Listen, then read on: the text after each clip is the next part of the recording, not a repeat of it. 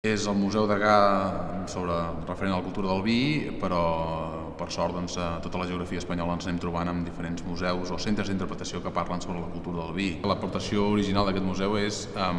intentar demostrar que això, 3.000 anys o gairebé 3.000 anys d'història entre vinyes i cellers, per entendre'ns, ha llegat tot un pòsit cultural, social i històric importantíssim,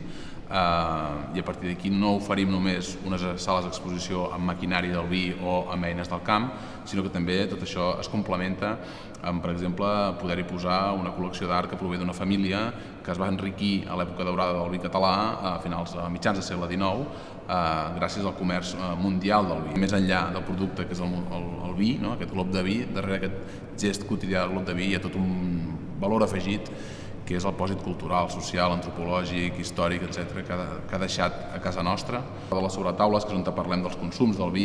podem parlar, evidentment, de religió i vi, que van íntimament lligades, sobretot pel que fa des de la mitologia grega i passant pel cristianisme, evidentment. Doncs tot això ens permet, per exemple, exposar joies del gòtic català, on poder d'alguna manera muntar una mena de taula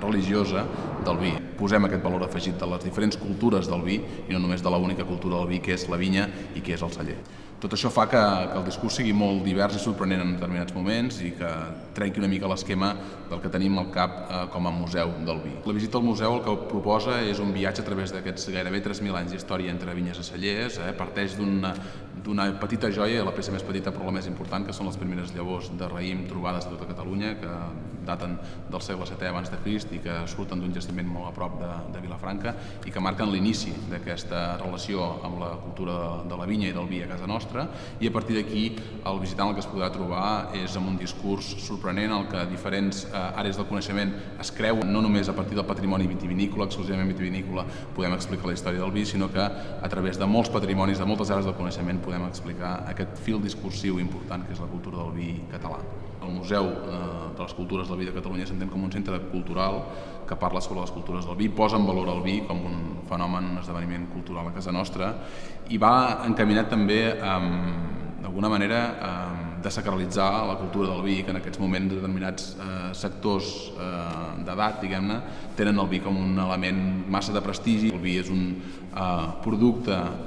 molt arrelat a la cultura mediterrània. Nosaltres som en la plena Mediterrània i per tant entenem que el vi està a la taula des que tenim ús de raó i per tant ho hem d'entendre com un consum normalitzat, que al darrere també hi va el respecte d'aquest producte per tot el que ha generat a casa nostra, tant de riquesa econòmica com de riquesa cultural.